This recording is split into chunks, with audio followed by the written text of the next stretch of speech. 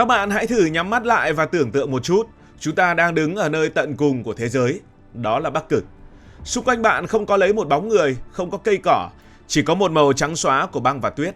Ở đây, cái lạnh không chỉ là con số âm 40 hay âm 50 độ C trên nhiệt kế, mà nó là cái lạnh thấu xương, cảm giác như hàng nghìn cây kim đang đâm vào da thịt. Gió thổi rít liên hồi và dưới chân bạn là những lớp băng vĩnh cửu. Có những tảng băng đã tồn tại suốt hàng nghìn năm, cứng đến mức nếu bạn dùng một chiếc búa tạ đập vào, nó sẽ nảy ngược lại như đập vào đá hoa cương. Đây chính là địa ngục trắng, nơi mà thiên nhiên đã đặt ra một biển báo cấm vào khổng lồ đối với con người của chúng ta. Thế nhưng trong cái tĩnh lặng đến rợn người ấy, bỗng nhiên có một âm thanh lạ xuất hiện. Ban đầu nó chỉ là những tiếng rung chấn nhẹ nhẹ từ đằng xa, rồi lớn dần thành tiếng động cơ ầm ầm như sấm rền. Và rồi từ phía chân trời mù sương, một pháo đài bằng thép khổng lồ hiện diện. Nó cao bằng một tòa nhà 15 tầng, to ngang ngửa một con tàu sân bay, lừng lững tiến tới. Khi nó chạm vào lớp băng dày vài trăm mét, một âm thanh kinh hoàng vang lên. Đó là tiếng của hàng triệu tấn băng đang bị nghiền nát dưới sức nặng không thể cản phá. Con quái vật ấy cứ thế đi tới, không một chút do dự, để lại phía sau một con đường nước xanh thẳm giữa lòng đại dương trắng. Chúng ta đang nói về những siêu tàu phá băng hạt nhân, những cỗ máy cơ khí mạnh mẽ nhất, điên rồ nhất và cũng đầy kiêu hãnh nhất mà bàn tay con người từng tạo ra để khuất phục thiên nhiên khắc nghiệt. Nhiều người sẽ tự hỏi, tại sao chúng ta phải làm ra những thứ khổng lồ và tốn kém đến thế? Thực ra, đằng sau những khối thép lạnh lẽo ấy là cả một cuộc chơi địa chính trị, một tham vọng làm chủ vận mệnh thế giới hàng hải. Nhưng trước khi nói về những con số tỷ đô hay những cuộc tranh giành quyền lực, hãy cùng khám phá những con tàu phá băng lớn nhất trên thế giới. Khi nhắc đến việc phá băng, hầu hết chúng ta đều tưởng tượng ra cảnh con tàu chạy lấy đà thật nhanh rồi húc cái dầm vào tảng băng. Nghe hợp lý, nhưng thực tế thì hoàn toàn ngược lại. Nếu làm như vậy, dù tàu có bằng kim cương đi chăng nữa thì phần mũi tàu cũng sẽ nát trước khi tảng băng kịp vỡ. Bí mật thực sự của những con quái vật này không nằm ở tốc độ, mà nằm ở sức nặng thô bạo và một thiết kế khí động học cực kỳ tinh quái. Hãy nhìn kỹ phần mũi của một con tàu phá băng hiện đại, ví dụ như là chiếc tàu mang tên Attica chẳng hạn. Nó không hề nhọn hoắt để đâm xuyên như tàu chiến. Nó được thiết kế vắt nghiêng một góc cực kỳ đặc biệt. Khi tàu tiến sát vào lớp băng, thay vì đâm trực diện, mũi vát này sẽ leo dần lên trên bề mặt tảng băng. Lúc này toàn bộ khối lượng khổng lồ của con tàu chúng ta đang nói đến, khoảng 30.000 cho đến 70.000 tấn, sẽ dồn hết vào một điểm hẹp ở mũi. Dưới áp lực kinh hoàng đó, tảng băng dù có cứng đến mấy cũng sẽ phải đầu hàng và vỡ vụn ngay lập tức. Các kỹ sư gọi đây là phương pháp đè nát thay vì đâm thủng. Tức là tàu phá băng, về bản chất nó không đâm thủng băng mà nó đè lên băng và khiến cho băng bị vỡ ra. Để làm được điều đó, vỏ tàu phải được chế tạo từ những vật liệu hàng tuyển.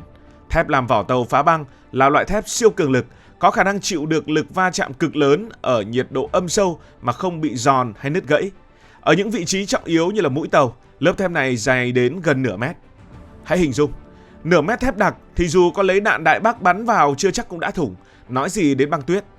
Chưa hết, để giảm ma sát và ngăn không cho băng bám chặt vào vỏ tàu, vì băng ở Bắc Cực rất nhầy nhụa và bám dính, người ta còn phủ lên đó một lớp sơn polymer siêu trơn và trang bị hệ thống phun nước nóng cùng bong bóng khí. Hệ thống này tạo ra một lớp đệm giữa tàu và băng, giúp tàu trượt đi mượt mà hơn. Thậm chí nhiều con tàu còn có khả năng lắc mông, tức là nó có thể bơm nước qua lại giữa hai mạn tàu để tạo ra dao động, giúp nó thoát ra khi bị băng ép quá chặt. Đúng là một sự kết hợp hoàn hảo giữa sức mạnh cơ bắp và sự tinh tế của kỹ thuật. Tiếp theo, chúng ta phải nói đến thứ làm nên sự khác biệt đẳng cấp giữa tàu phá băng Nga và phần còn lại của thế giới, trái tim hạt nhân. Nhiều người sẽ tự hỏi, sao không dùng động cơ diesel cho nó lành lại còn tiết kiệm? Câu trả lời nằm ở sự khắc nghiệt của Bắc Cực. Một con tàu phá băng cần một công suất cực kỳ kinh khủng để đẩy hàng chục nghìn tấn thép vượt qua những lớp băng dày đến 3 mét. Nếu dùng đầu tàu diesel, con tàu sẽ phải uống nhiên liệu như là uống nước lã. Và để chạy được liên tục vài tháng ở Bắc Cực, con tàu sẽ phải chở theo một lượng dầu lớn đến mức nó không còn chỗ để chứa bất kỳ một thứ gì khác và nặng đến mức không thể nổi được. Và thế là các nhà khoa học Nga đã quyết định đưa cả một mặt trời nhân tạo xuống dưới khoang tàu. Đó chính là những lò phản ứng hạt nhân thế hệ mới. Mỗi con tàu thường được trang bị khoảng 2 lò phản ứng như vậy. Chúng dựa trên nguyên lý nhiệt hạch, tức là tạo ra một lượng nhiệt khổng lồ để đun sôi nước, tạo ra hơi nước áp suất cao làm quay các tua bin và cuối cùng tạo ra điện năng để chạy các động cơ đẩy siêu mạnh. Công suất của những lò này có thể lên đến 60 MW, tương đương sức mạnh của hơn 80.000 con ngựa kéo cùng một lúc. Một chiếc siêu xe Ferrari chỉ có khoảng 800 mã lực, vậy thì một con tàu này mạnh bằng 100 chiếc siêu xe cộng lại. Nhưng cái khủng nhất không chỉ là sức mạnh mà là sự bền bỉ đến mức phi lý. Một con tàu phá băng hạt nhân có thể hoạt động liên tục trong vòng 7 năm mới cần nạp nhiên liệu một lần. Không nghe nhầm đâu, 7 năm. Điều này có nghĩa là con tàu có thể đi vòng quanh thế giới vài trăm vòng mà không cần ghé vào trạm xăng dầu. Tất nhiên, trạm xăng ở đây chỉ là nói một cách hình dung mà thôi. Trong khi những con tàu chạy dầu thông thường phải loay hoay tìm cách tiếp tế giữa biển khơi đầy bão tố, thì những gã khổng lồ hạt nhân này cứ thế mà lừng lững tiến bước. Giới hạn duy nhất của chúng không phải là năng lượng mà là sức chịu đựng của con người và lượng lương thực dự trữ. Khi nào anh em thủy thủ hết thịt, hết rau hay nhớ vợ thương con quá thì tàu mới phải quay về đất liền mà thôi. Và đây chính là yếu tố then chốt giúp Nga duy trì sự hiện diện tuyệt đối tại Bắc Cực, nơi mà việc tiếp tế nhiên liệu truyền thống gần như là một nhiệm vụ bất khả thi vào mùa đông. Bây giờ hãy cùng đi sâu chi tiết của một vài vị vua đang trị vì Bắc Cực hiện nay. Lớp tàu Attica.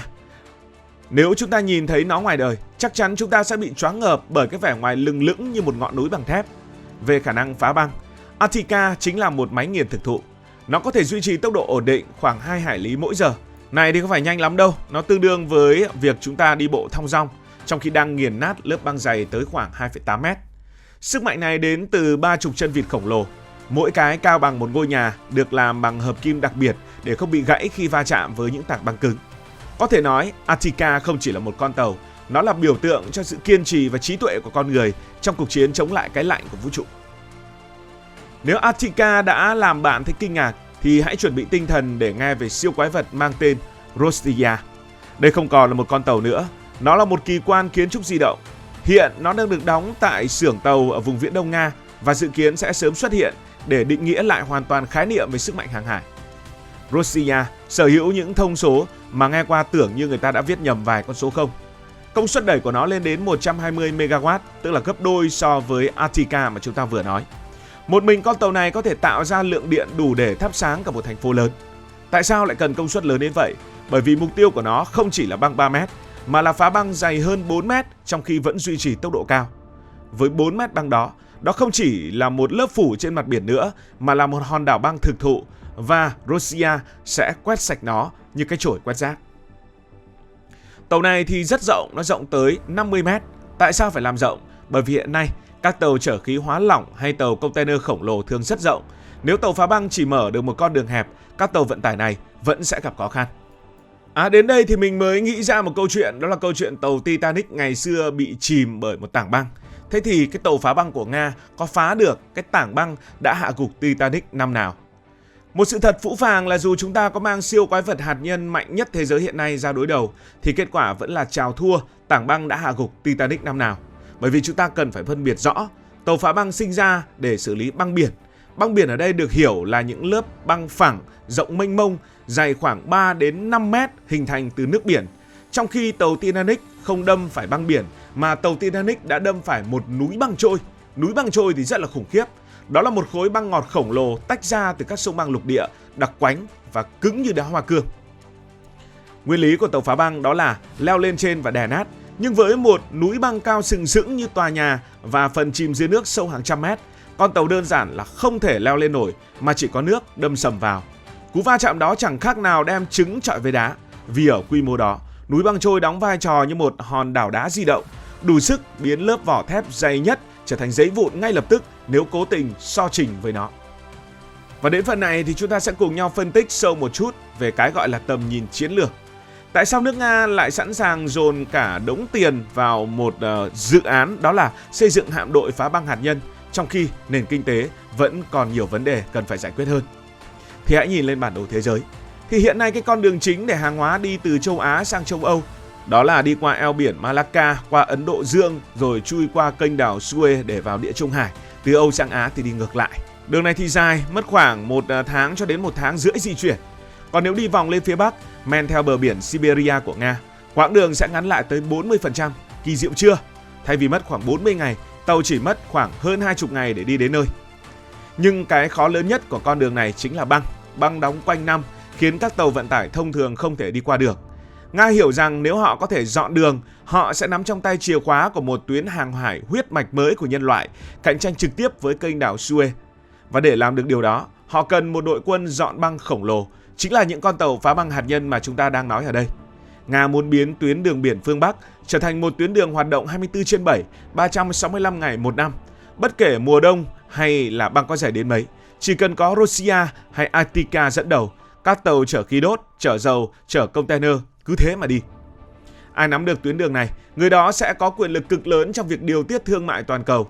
Đó là lý do tại sao Mỹ, Trung Quốc và các nước Bắc Âu đều đang nhìn vào Bắc Cực với ánh mắt thèm muốn. Nhưng hiện tại, Nga vẫn đang dẫn trước một khoảng cách rất xa, trong khi các nước khác chỉ có vài chiếc tàu phá băng chạy dầu hoặc diesel điện, thì Nga đã có cả một hạm đội hạt nhân hùng hậu. Đây không chỉ là cuộc đua về sắt thép mà là cuộc đua về tương lai của nền kinh tế thế giới. Cảm ơn. Nếu bạn là một người yêu thích cơ khí, chắc chắn bạn sẽ thấy phấn khích khi nghe tiếng động cơ ầm ầm và tiếng băng vỡ vụn. Nếu bạn là một người quan tâm đến địa chính trị, bạn sẽ thấy sự tính toán tài tình sau mỗi con tàu. Còn nếu bạn chỉ đơn giản là một người thích khám phá, thì những con tàu phá băng này chính là những phi thuyền trên mặt đất đưa chúng ta đến những nơi mà ít ai dám đặt chân tới. Nếu thấy thú vị, hãy nhấn nút like và đăng ký kênh. Hẹn gặp lại ở các video tới.